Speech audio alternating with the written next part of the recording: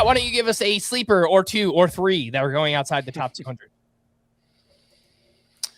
I'm going to go with Ramon Laureano here, who I think people are just, I mean, this is the truest example of a sleeper, right? People are just not acknowledging who he is, what he's been. There's been a lot of movement. He's changed teams. He's been on 3 different teams the last 2 years, Braves, Orioles, Padres, and has performed at every single one. Braves in 2024 hit 296 with an 832 OPS. Orioles 290 with an 884. I'm sorry, I'm saying the numbers wrong. Yeah, Braves in 2024, 296 with an 832 OPS. Orioles 290 with an 884 OPS. And then Padres 269 with an 812 OPS. So that's to his credit. That is to Ramon Laureano's credit, that he keeps changing teams like that, keeps going to new environments, and keeps producing. What that means is that over his past 199 games, Ramon Laureano has hit 286, 34 homers, 847 OPS. His weighted runs created plus during that time is 19th in all of baseball, ahead of Freddie Freeman, Fernando Tatis, Rafael Devers, Julio Rodriguez, to name a few. There are some other big names he's had. 19th in baseball in those 199 games. There are some flaws here. Low on base guy. Strikeouts tend to run hot. And so I think that's why, okay, when he had that initial performance with the Braves where, this guy might be useful in fantasy, there was rightfully skepticism. But again, it's been established over and over again, even as he's changed teams, that this is just who Ramon Laureano is now. He's going behind names like Jordan Beck on NFBC, who I don't see much to like there at all. I have him around 40th in my rankings, Ramon Laureano. I'd be thrilled to take him as my number 4 outfielder. I think he could end up performing like a number 2 outfielder, frankly. The one caveat, the one bit of hesitation there is, I mentioned the numbers with the Padres were still good, a little bit worse than Braves and Orioles. That is the worst environment of the 3. The splits at Petco especially were not great. And so maybe a full year there with the Padres brings Laureano down to size a little.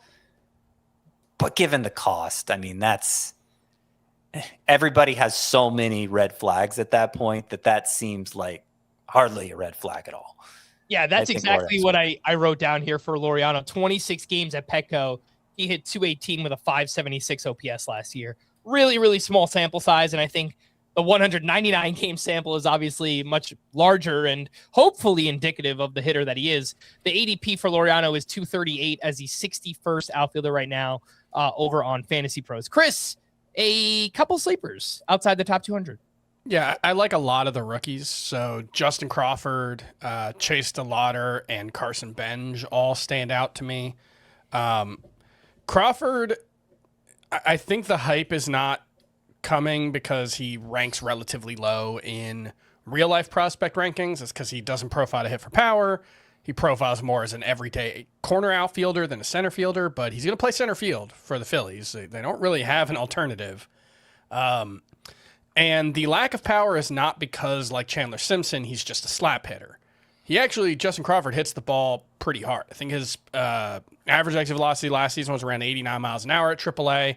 Max EV was like in the 110 range. There's legit at least above average raw power. It's just he hits the ball on the ground a ton. I don't necessarily know if he's going to ever figure that out, but he kind of doesn't need to because I think he could be a standout in batting average and stolen bases. He's got like 40 steal potential. I think he's going to play a ton for the Phillies. And, if he hits well, maybe he moves up in that lineup. Or maybe, if Trey Turner gets hurt, which happens a lot, there could be a chance for Justin Crawford to hit near the top of this lineup. So I really like him. Chase DeLauter, he's played so little that I just don't really know what he is, but he's going to be in the Guardians opening day lineup. I think there's no question about that. So I'll just take a chance on the prospect pedigree. Assuming he makes it through spring training. Yes, assuming he can play roughly 3 weeks worth of games without getting hurt, which frankly he's kind of never done, even going back to college. He has had just a ton of, I think he's broken his foot 3 or 4 different times. Carson Benj, I still think he's going to be the starting right fielder for the Mets. His main competition at this point appears to be Brett Beatty, who has played 30 games in the outfield in his career. I don't know, maybe Beatty's just good enough that they're willing to be patient with Benj, who did not hit well at AAA, although the process numbers were fine. 92 mile per hour average exit velocity, and it was only 24 games. I think Benj could be Brandon Nimmo right now. He's my top outfield prospect. I think among people who rank prospects, nobody is higher on Carson Benj than I am. I think the on-base skills, the plate discipline's fantastic. The exit velocities are big boy exit velocities. The direction he hits the ball, it's a bit opposite field minded more than you'd like to see, but the home run pace was still great. So I don't know that it's going to be a problem for Benj. It may actually work to his benefit by yielding a better batting average. I think he's going to be, there's been so many versions of Christian Yelich over the years that I'm not sure that comparison means anything to anybody anymore, but that's what I see Benj being. Maybe like early career Christian Yelich in the batting average, but with modern Christian Yelich's power. Yeah. Sorry, I stole your sleeper pick there in Benj. And then I also want to highlight Zach Veen really quickly, just because we got this story this week from MLB.com that Zach Veen put on 40 pounds this offseason, which isn't really the story. The story is that he apparently had a really bad substance abuse problem over the past couple of years and just hasn't been healthy.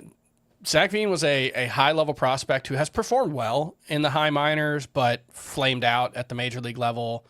Didn't really get a big opportunity with the Rockies because he was so bad. I don't know. He's a 24-year-old with prospect pedigree who we now have an explanation for why things have gone off the rails for Zach Veen. Course field always helps. I remain very interested in him as a very deep sleeper this spring.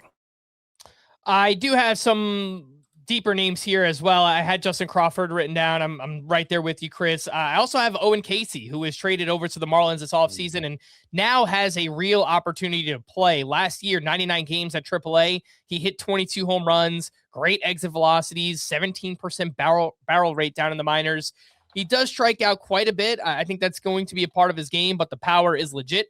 He reminds me a lot of his new teammate, Kyle Stowers. So I'm just hoping that Stowers just kind of takes him under his wing and he can learn a thing or two. But I think much better prospect pedigree there for Casey. I'm with you. I think he's got the job already, more or less, and I think he's going to be an immediate success. I wonder about the batting average a little, but the power will be there, and he'll get on base a good amount.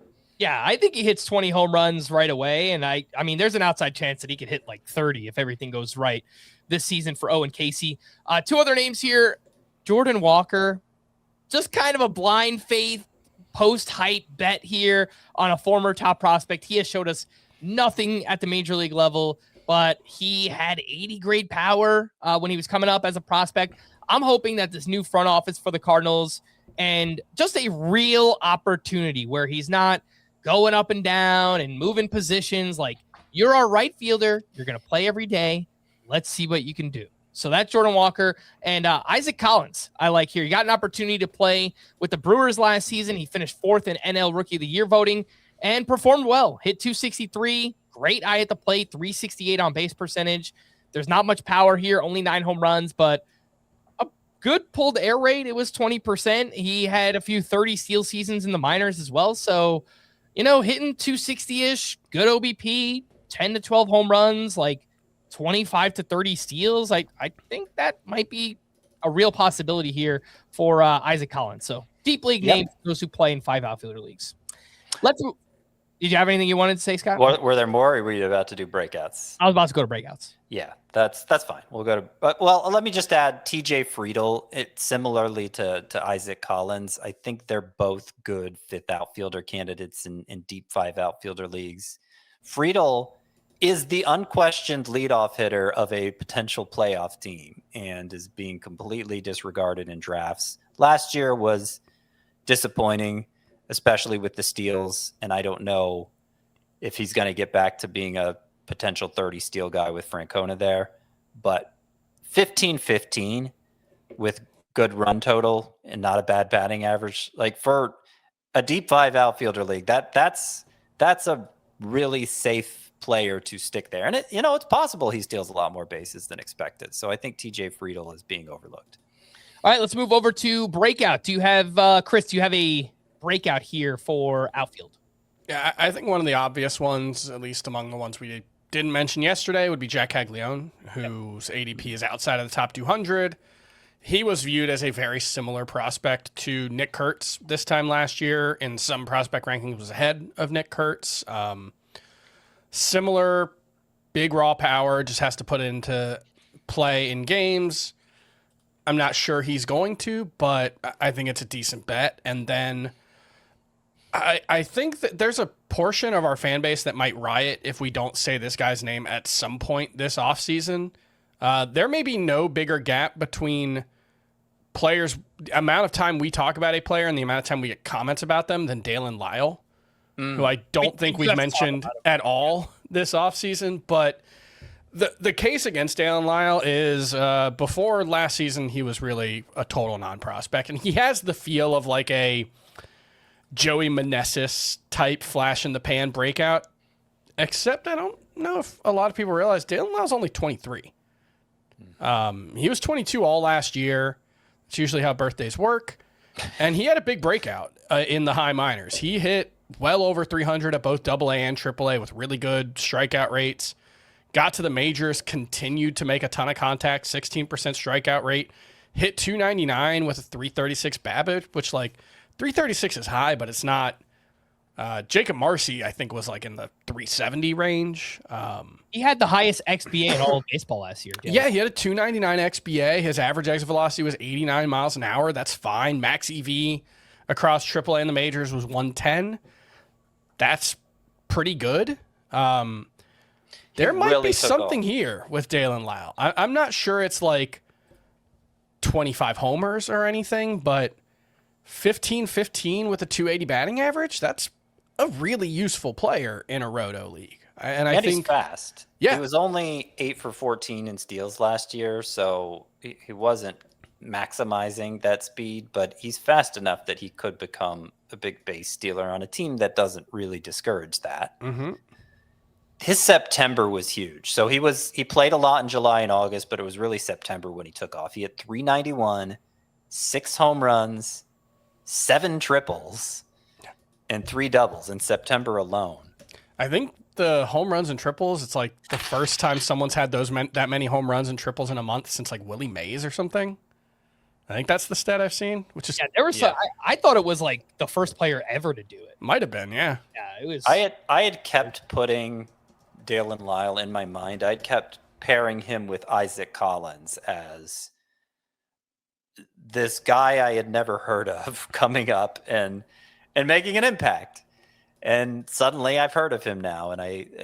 But Isaac Collins is what, 27, 28? And Dalen Lyle, like you said, is 23. And that discovery, as you pointed out, it was surprising to me. And that really changed my point of view on him. I think he's a worthwhile sleeper. I'm glad you brought him up. Yeah, 7 triples, 6 homers in a month. First time since Willie Mays.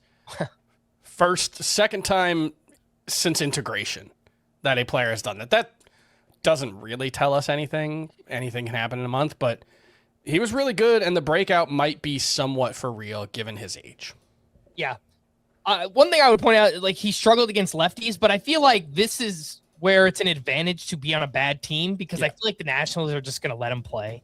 Just go out there. Let's see what you could do. So, yes, bad numbers against lefties. Didn't have huge seasons in the minors, but he impressed last year, and the expected stats were great. He hit the ball hard, pulled the ball in the air. There's some stuff there with Dalen Lyle for sure.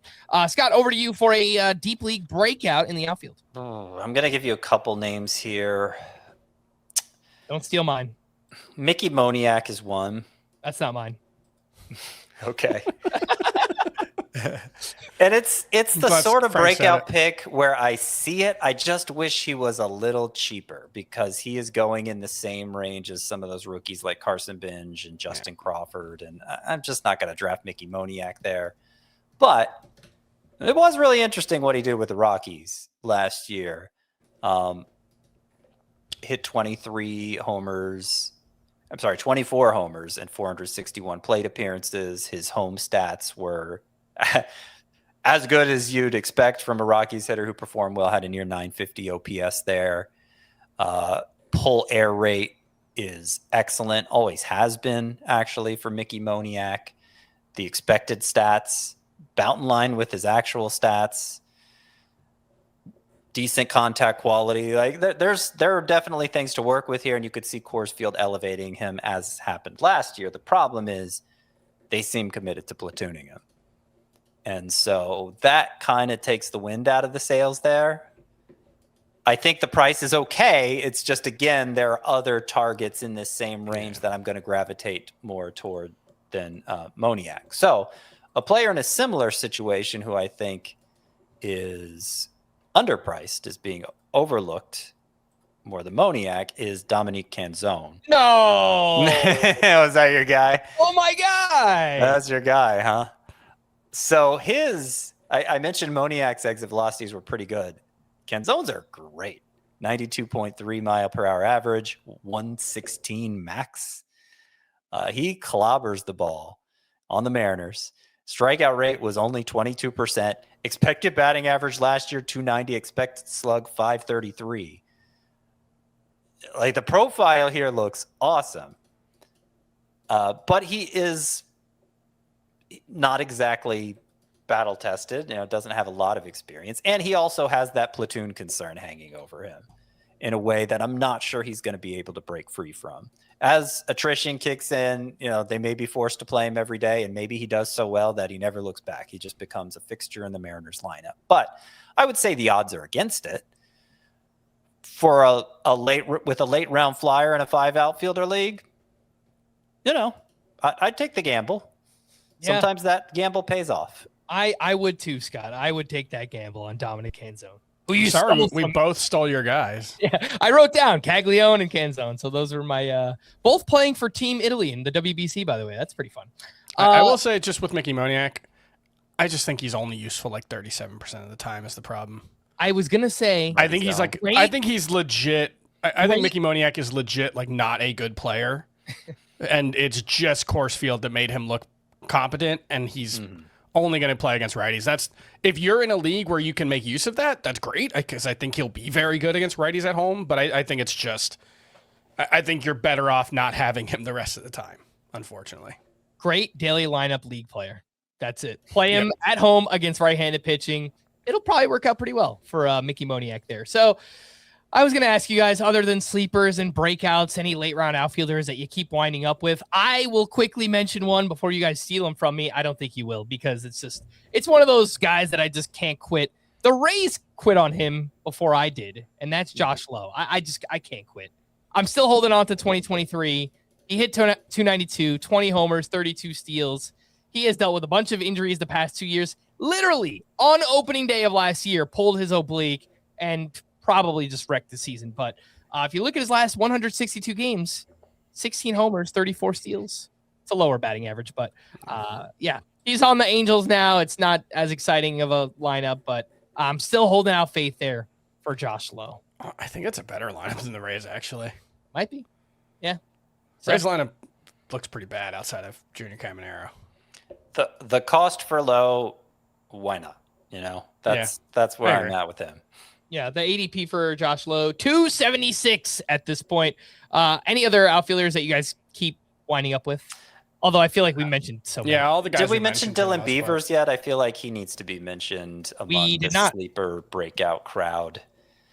Yeah, Dylan Beavers had a big breakout in the minors last year. Has always had good.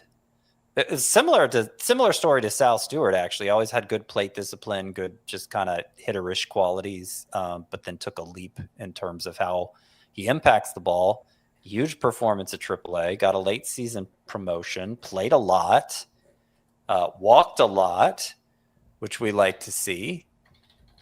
hasn't, didn't perform so well that I think he has a free ticket into the Orioles lineup. I think he'll have to earn his place this spring, but he very likely can.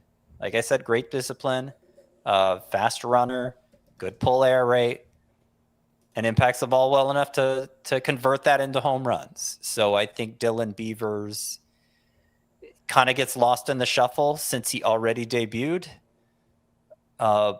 And did he? No, he didn't exhaust rookie eligibility. He's still rookie, but he already debuted. And so, another player to monitor this spring. He could definitely have an impact in the outfield. I think maybe is even more likely to than somebody like Dominic Canzone.